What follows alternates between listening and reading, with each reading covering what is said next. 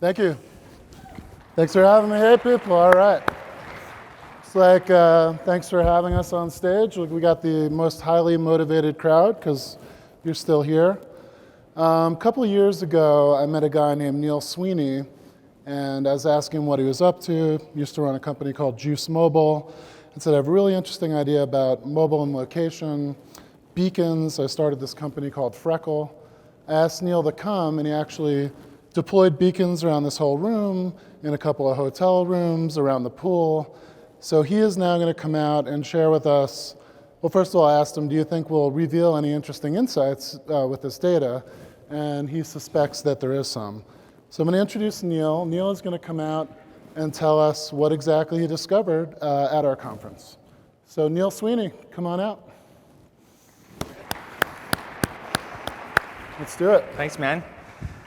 Okay, tough section of the three-day conference, the 3 p.m. So we've got a few little surprises in here just to kind of keep everybody a little bit light. But yeah, as Chris was mentioning, about 5 or 6 years ago, I started a company called Juice, which is a mobile advertising technology company. And inside of that company, I incubated another company about 1.5 years ago called Freckle. And really what we were trying to do really with Freckle was we were trying to fix some of the things inherent in the mobile ecosystem that we felt were not being solved. And I think if you actually look through what's been taking place specifically in mobile, everything is getting more and more transparent, more and more fine-grained. Things like fraud detection, things like transparency, these are very, very top of mind. One of the things that most people don't realize, though, is when we talk specifically around mobile location, 70% of mobile location that you're actually finding in bidstream data is usually inaccurate. And most people that are actually marketing using the mobile channel are actually using that location. So we wanted to solve that and actually get closer to this notion of what we refer to as closed loop attribution or fine-grained location. And so really this is what we focus on at Freckle, is this concept of fine-grained location as well as closed loop attribution. And really, if you think about it, part of our rationale around this is that for all of us that are marketers in the room, we really start with this notion of let's start from an outside-in approach, whether that's TV, radio, out-of-home, et cetera. Every dollar that you're spending, you're generally spending to try to drive somebody net new into a particular store. But the question then really becomes, we started with national buys or state-level buys or city buys. After all of this marketing, all these dollars are spent, like how can you actually really tell if you've actually driven somebody specifically in store? And so with the creation of real-time buying, I think people started to get that finer grain location that we saw. But as we know, a lot of that location is inaccurate. And so there's a lot of location information that's going on in the market today. But we tend to think that most of this is really probabilistic. You're inferring. You're assuming that by what you're doing today is actually driving somebody in store. But the question really becomes, how can you really tell? And I think where I struggled with this, and part of the genesis of Freckle, was when you actually juxtapose that next to what's actually taking place specifically in mobile, what's winning in this space today is deterministic IDs, not probabilistic IDs. And at a data conference, obviously, the more data you have, the more accurate the data, the more valuable that data is. So trying to do something a little bit different, what we started working with was specifically with beacons. And we'll get into this. Chris and I will talk a little bit about the mechanics of what a beacon is and how you can actually activate a beacon. But simplistically, when you have a beacon and a beacon speaks to a phone inside of a location, you capture an IDFA or an identifier from Android. And then with that, which is basically currency, you are able to set the foundation of this digital strategy because you can move it around with you. And so at Freckle, what we do is we take that information and then we move it outside of the store to the city level, the state level, and the country level. And what we think is actually happening with this is that we believe that this is in many ways a deterministic ID. Because when you come in contact with a beacon in a store with your handset, and a beacon can be accurate up to a matter of 3 feet, we know definitively you've been in that store. And if you think about all the major retailers or advertisers in the market today, whether you're McDonald's or Anheuser-Busch or whomever, you want to know, I want to know who is in a store or in a location where my product is sold. And for the first time, we actually feel that we can actually do that. So the IDFA plus a beacon, we think, actually represents a deterministic ID for attribution, which we think is going to fundamentally change the way people actually do location marketing moving forward. So Chris mentioned that we put a bunch of beacons not only around this room, but in a few other locations. And I thought when we actually looked at the agenda, it's like 3 o'clock on the third day. This is going to be tough. So let's try to see what kind of insights we can play out with this. So a couple of things that we did is that, interestingly enough, about 40% of the people that actually attended the conference over the last 3 days have actually downloaded the application. And we can blow this map up, so we can see actually where everybody has downloaded this application. I think it's a real testament to Krux and their ability to draw people in from all over the world. You've got people from Australia, from Europe, from Brazil, and obviously from throughout North America, which is absolutely fabulous. But interestingly enough as well, got a chance to talk to many of you guys at Jewel on Monday night, and there was beacons in there. And so interestingly, 14% registered inside of the actual club. And the caveat to that being is, if you want to register or actually come in contact with a physical beacon, you actually need to have your Bluetooth on. So the number is actually higher, just many of you didn't have your Bluetooth actually on. Interestingly enough, while most people, or a lot of people actually came from 10 o'clock on and stayed for a couple of hours, had a few drinks, there was a few heavy drinkers that were hanging out pretty late. And one person, the latest person, actually stayed out till 2:20 in the morning. Wasn't me. It wasn't you? No. I know who it was. So we're drawing straws as to who we're going to say who that person is. Interestingly enough, so everybody seemed to have a good time. When we ran these things, and as Chris mentioned, so we have beacons by the pool. A lot of you actually attended the pool on Monday as well, but the same individuals that ironically stayed out the latest on the Monday night were the same people that were staying in the pool all day from 11:30 a.m. to 4. So we can determine, or we can try to do, we can actually do some analysis around that to actually say who that is, but I think we've got a pretty good idea who those guys are, so if you actually want me to reveal that later on, we're happy to do that. So I thought you guys would sort of enjoy that before we got into the panel. Nice, thanks, Neil. Yeah, man. That's really exciting. So before we bring the rest of the panel out, you fascinated me with a story. I think the use case was Mondelez or another CPG, and I think the retailer was 7-Eleven. Mm-hmm. But the story we kind of talked about, and to go back a second, I think the way people are doing attribution and targeting is we've seen a big move from sort of demographic-based targeting, then to contextual and behavioral a few years later, and now a lot of our CPG customers all want purchase-based. Yep. And then they'll work with an IRI or a Catalina or whoever it is, and they'll get sort of real purchase data, maybe weeks later after the purchase happens. And then they'll try to figure out, based on their targeting and media exposure, did someone actually buy? But I think the story you told me is, hey, I have this technology deployed on the phone, I can see the guy, he goes to Kmart, he goes finally to 7-Eleven, I can send him an offer when he gets in proximity. Now he has a mobile coupon. Now I follow him into the store. He actually goes to the end cap. He sees the product. I know he did that. And then maybe he redeems the mobile coupon at the counter. Now I've identified this guy. And maybe if I get the purchase data, now I know basket contents, that he purchased it, why he purchased it, at what discount, what other stuff he bought. That's mind-blowing. Yeah. And I think, how close are we to doing that, and tell me how real that is? Well, I mean, for one, I'm totally biased, so I think we're a lot closer than people actually think. I mean, I think what's taking place in the space, and I made reference to this at the beginning of the presentation, which is the trend is clearly in the market today where just assuming that things are happening doesn't work in a data-driven world, right? So people want to know. It's why programmatic, it's why advertising has moved that way. And I think programmatic has been fabulous in actually starting to provide us with that stream of data. But like anything, we're starting to realize that there's some of the limitations that is actually around that data. So I think the beacon, and this is important for everybody to understand, is that a beacon, just in principle, is actually just hardware, right? And a beacon, a physical beacon, just runs off of Bluetooth low energy technology. It just pulses a location. That location can be as accurate as a few feet. It can be as accurate up to 50 meters.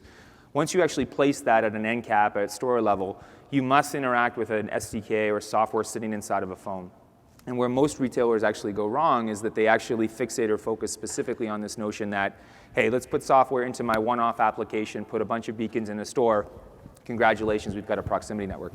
That doesn't scale. And so I think what you need is you need this network of applications that are carrying this to actually provide you with that. That's always been the crux or the issue with beacons in the past. By and large, that's actually being solved now. So there's been a lot of discussions over the last 2 days about publishers sharing data and applications sharing data. There needs to be a value prop in order for them to do that. We're finding that because they're actually participating in this, there is a value to that. So in short, I would say it's a lot closer than people think. The amount of beacons that are being deployed the data is just fundamentally too rich. And I think that's what we find is that when you use a brand that is spending millions of dollars bidding on mobile location data, and you have the ability to provide them specifically with a basket of information or a basket of IDFAs of people that have been specifically seen in their location without adding one net new dollar to your overall marketing plan, you have two different tactics operating at the same time. And I think that's the sort of information. If you take it a step further, when you do integration of that SDK into your application, but increasingly we're seeing these applications integrating into POS, that notion of, hey, let's bid on location information, surface up advertising in general proximity. Then when they get close to the store, you can push a notification or you can just collect the data. And then you can actually see the individual redeem. That's full life cycle marketing. So our feeling is that as the information from Beacons actually scales, that it has the potential to trump the location information which we are receiving today in BidStream. It just requires scale. Interesting. All right, so let's now bring in some people who are trying to do this at scale, and I think it's all about ultimately selling stuff, right? Mm-hmm. So I'd like to bring the rest of the panel out. We have people who are actually using location right now. So we have a distinguished panel of guests, Joe George from CarMax. We have Nadia Cole, PlaceIQ, Mike Finnegan from Ticketmaster Live Nation. And we're going to get into it, and we're going to talk about customer lifetime value. We're going to talk about geofencing and geotargeting and how we're deploying location-based technology to help do stuff like sell cars. So maybe, Joe, let me start with you. Talk to me about another interesting use case, which you could compare to the CPG one, is maybe I could use mobile location data to figure out what competitive lots a guy's been to before he steps on my car lot. A lot of guys don't like to talk to a salesperson when they go into the showroom. They just like to look around, not be bothered. How can I use some of the tech Neil's talking about to sort of, A, understand my customer, B, understand the competition, and C, try to get them in a vehicle? Sure. One of the main things with car buying, especially used car buying, is that it is an uncomfortable experience. So you want to make the customers as comfortable as possible. And sometimes the last thing they want to do as soon as they arrive is to talk to someone. They want their space, they want time to walk the lot. With mobile, with this type technologies, we know that at least 80% of the folks have already done research online. And then recently, at least in CarMax, we found out that at least 50% have done that on a mobile device, whether it's a phone or a tablet, not the traditional desktop or laptop. The theme of the last couple of days here has been that we want all the data. So in order to do that, we have to incentivize them to turn on location services, to turn on Bluetooth, because as Neil just said, we can control that in our own environment with our sales associates, the devices that we give them, but for a customer to come on, we need to have a reason for them to want to turn on those services. So one of the things that we're doing is allow them to walk the lot on their own, but we have some of our dealerships have 300-400 cars. It takes a while. So enabling them a map of where the car is that they saved online, whether it's from their mobile phone, the app, or from a desktop or laptop. So when they show up, they know where to go. That's a key for them, and it gives them the ease that they don't have to have someone in their face before they can go kick the tires, as we like to say. Yeah. So you brought up two things. I think one is the problem of scale. So there's a lot of problems that can happen. I have to have Bluetooth enabled, I have to use the app, the SDK's got to be deployed. And then I think increasingly what we've seen in early days is you have to sort of buy media through an app and then you get the data back. But maybe I'm not interested in advertising on Shazam right now. I might be eventually. What I'm really interested in is where are you, what are you up to, what's going on? So Nadia, to you, I mean, what is the scale issue? And I think Joe pointed out there's a value exchange. When you share your location with somebody and they return value to you, it's okay. Like with the map application or the car application. How are we getting to scale? And tell us a little bit about what you're doing to create that value exchange. Yeah, I would call a location intelligence company. So we make ourselves responsible for aggregating the data. And we have a bar none, top of the line technology stack that can take in these epic amounts of data and translate them on behalf of the brand into intelligence that they can action. So what's that mean? I don't want to throw jargon out there. I, being responsible for business development, I have to feed the beast. So I have to go out and create scale That means that I have to secure data from mobile phones on a permission-based model, where I have been able to aggregate 100 million devices in the United States. So when I talk to either an OEM or a CarMax or what have you, we're not bound by the limitation that Neil brought up, right? What we have is a complete, accurate, and coverage-rich population, which we can use to understand consumer movement so that when they have media presented to them, it's the most relevant, and we can align it with someone that we are able to understand is in market for a car. Why? Because mobile signals have shown us that they are visiting car lots. And when that increases in frequency, they might be closer to a purchase, right? So that's very important in terms of understanding. And so now you're going to present a much more relevant messaging. And in fact, what you may decide to do, I loved that Rex showed the RACI chart before, right? Like, when is your action happening? Now you can be respectful of the journey and maybe be a little more promotional and use your dollars more wisely because you know you're closer to the transaction. Another way that can be used to use dollars wisely is actually quite important to the buy side and the sell side. And that is, when we do a lot of work in the auto space. When we are helping manufacturers use their media dollars, what we're then able to evaluate is, did lot visitation occur? Did somebody go to the brick and mortar? But because of exactly all the circumstances that Joe was talking about, the media may have worked, but in the case of the OEM, perhaps the dealer didn't convert. So now, if you are only looking at it through the lens of a purchase, the media failed. Oh, but wait a minute, maybe it didn't. And so now you've got the ability to diagnose the issue. Okay, but with that though, I mean, I think we can't gloss over this. It really starts with, how are you acquiring the location? So it doesn't matter if you've got one phone or 100 million phones. If you're drawing on the GPS side of your phone, you have a 0 inside. GPS doesn't work on site, you need direct line of sight.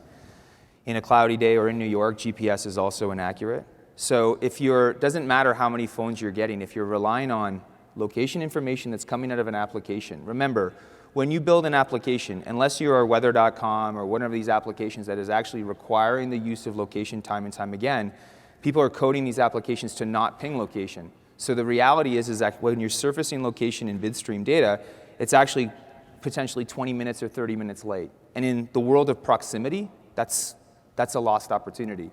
So I think when you talk about location, you talk specifically about mobile, you can't just infer that people are on a lot if you're relying on scrubbing factual data or doing things like that. It's just not 100% accurate. So there is a limitation with that. And I think that's what I was referring to before, is that you're inferring that you're driving people onto car lots, or you're inferring that you're driving people into stores. You fundamentally do not know. Yeah, I would say 100% agree, which is why we consider ourselves a data company. So we believe in multi-sourcing the data. Not everything's a hammer, not everything's a nail, and the only way you're going to get to a ground truth is exactly how Neil is saying, which is, as a marketer, the question you need to be asking is, how many different diverse sources of data are being used? Because it is non-trivial to figure out on the most factual basis if someone has entered a location.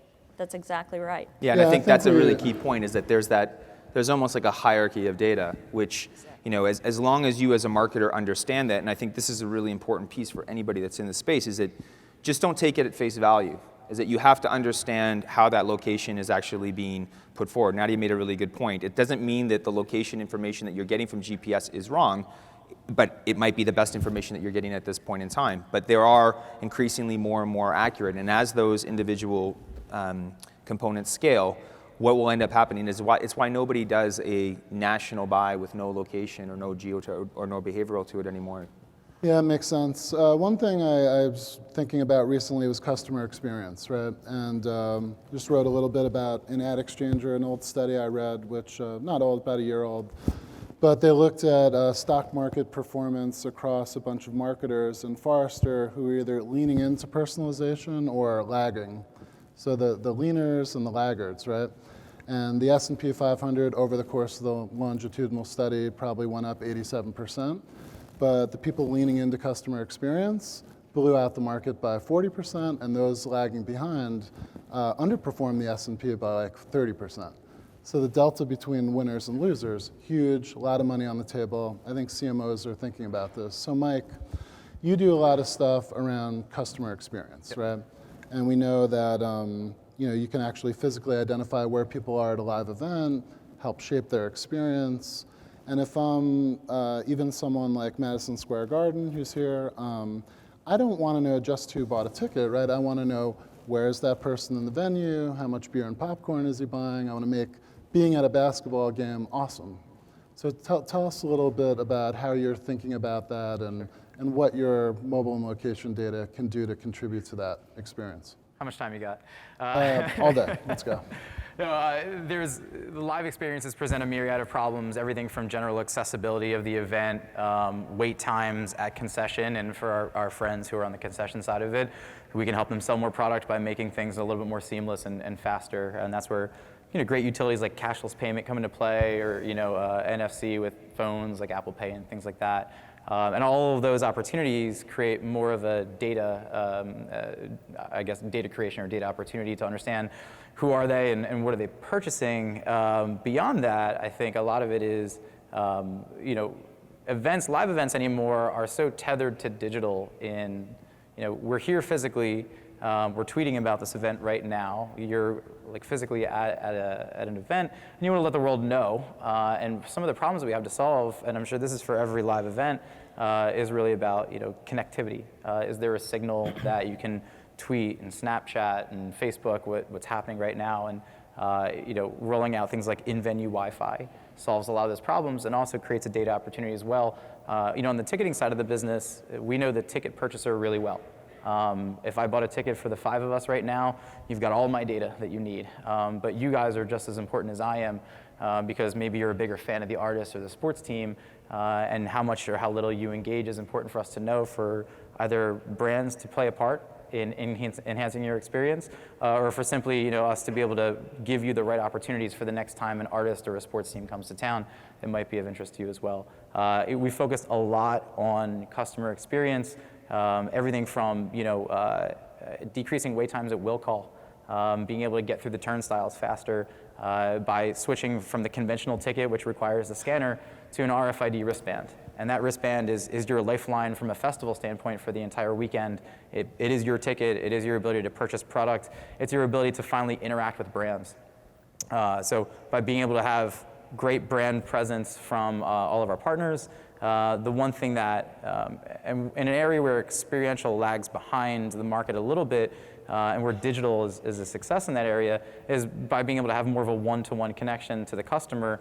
And solving a lot of those problems using technology is allowing the customer to opt in to an enhanced experience. So either that's upgrades or exclusive content or things like that. All of these capabilities are now possible because we're giving utility to the fan. There's a value exchange for the fact that you're going to get through faster, but we're going to be able to understand a little bit more about you. You don't have to do some of these things in some cases, but by being able to purchase product with cashless, you're actually able to get back to the show and catch your band as fast as possible. Yeah, I like what you're talking about there, Mike. I was talking to some friends, a company called Tranquill. So they have 12 or 15 apps, and they have a lot of sensor data. But in aggregation, basically their SDK can provide the weather, who else is using the same apps you are, where your friends are, what retail locations are near you. So all of a sudden, the data becomes very rich quickly, right, and it can scale. So Neil, I know we talked about beer a little bit, and we have Anheuser-Busch here, and we're working a little bit with Heineken. And we're talking about the idea that if you deploy some of this technology, all of a sudden everyone in the club is legal drinking age compliant. And that's a really interesting data point for someone who sells beer because A, they have to sell it to people who are over 21. Yep. B, they know those people are engaged in the bar, ready to buy a beer, just maybe not which one. So how does some of that work? So we did, candidly, we actually fell into this one. We didn't think this one up all on our own. We did an actual audit for a digital out-of-home company who had screens in a variety of bars and restaurants. And ironically, and more often than not, these actual screens were in the bathrooms. So they were in male and female bathrooms. And they wanted to get a sense of how many people were actually coming in contact with these individual screens. So we actually put beacons in there, and then what we realized was that, well, wait a minute, these are clubs where you have to be of legal drinking age to be in, and not only if you're actually coming in contact with these beacons, we know you're of legal drinking age, and we know you're of male or female. And so for somebody like a Heineken or somebody like Grey Goose, who actually wants this information, this is incredibly powerful. We doubled down on this with a company called EveTab, who has a little application that actually allows you to set up a cashless tab at the bar. They put beacons inside of the front doors of these individual clubs and restaurants as well, so that when an individual actually walked into the club, they knew that this actual tab was able to be used there. The app would wake up, which anybody who has an application out there knows that your monthly active users is basically your currency or your ability to monetize. So you're actually waking up the application in an environment where your actual product can be used. And ironically enough, we just put that together with the individual liquor companies to say, here's an application which is providing a ton of utility to the individual consumer, and it can be sponsored by Heineken, which is where, and you're going to be able to target an individual in a location. You got me nervous though, because now you have me in the club, right? You know what I'm up to. You know, I'm going to the bathroom, all that stuff. I'm getting, and we talk a lot about the decreepification of data. We're in the data business. It's got to stay above board. It's got to be transparent. Joe, I'm going to stick you with this one, unfortunately, but. How do we make this less creepy? I mean, I'm okay with I get the utility, I get the value exchange, but where do we kind of go over the line, and how do we make sure that all the data we're deploying on behalf of publishers and marketers is kosher, so to speak? Yeah, I think with this one, it goes back to what we originally started talking about, is what's in it for the customer? What are they going to get out? What are they willing to give to have a great experience? Waiting in line for the bathroom probably isn't as fun as waiting in line for the beer, but waiting in general is a bad thing. So whether it's coming in and I have an appointment and how long is it going to be, 30 minutes before I'm up, or hey, one line, I think it was back to your example, one line at the concession shorter than the other, narrowing the focus and being upfront about what we're going to use it for. I mean, no one reads a small print, but give them that value that they're going to get a great experience and it's going to be worth it to them, and we're not going to expose anything and pound them with advertisements after the fact that they don't want. Will help lead them in the right direction to accept what we're trying to offer. Yeah, and I think in an emerging space, for instance, this type of data, Neil and I had a big conversation about this topic. As you embrace a new kind of data, that's fantastic. Be progressive, be customer forward, etc. But design your use of the data so that you could explain it to your aunt, your grandpa, your cousin at a cocktail party or a barbecue, and not have them recoil as you explain it, right? So you have to design and embrace the data, having a view toward how it's going to make that consumer value exchange better, but also design it in a way where you always have in the front of your mind, just because I can do it doesn't mean I should do it. And start to propagate through your marketing organization a culture of an assessment of data types you're going to use. I mean, as you know, one of the reasons that we, for instance, are so happy to be partnered with Krux is that we have an intention to help marketers propagate this kind of data across the marketing enterprise. But as that happens and as the scale at which we use it increases, so too has to be a culture of stewardship. Yeah, messaging governance, especially if you are the owner of an application and it took you that long to get your app on that user's phone and you hope you make it to the front page of the phone, it's a very heavy lies the crown kind of thing where you need to be responsible with how and when you communicate to the customer, and you need to have an internal policy about when it's for more of your CRM messaging versus with partners, and what is the limit, and what is everybody, and everybody's business is different, so it'll be different for everybody. There's no one rule across the board. I also think that we focus a lot on thinking that the only utility for beacons is push messaging, right? Yeah, and that's exactly not it. Yeah, exactly. At all. Right. So we're talking about a good example, festivals, right? You're getting blown up left and right. There's a set time change. The band went from stage A to stage B, or now here's some great offer for the next 15 minutes. This band is going to be signing autographs over here. And we're inundating people with messaging anyway. And there's a certain point it's like, okay, enough is enough, right? The user really only gets the turn on, turn off, not less more. And so to that degree, the ability to take the data, and I'm using festivals as an example because it's tangible for a lot of people. You're on your way home, you're on the plane back, you're on the car ride back.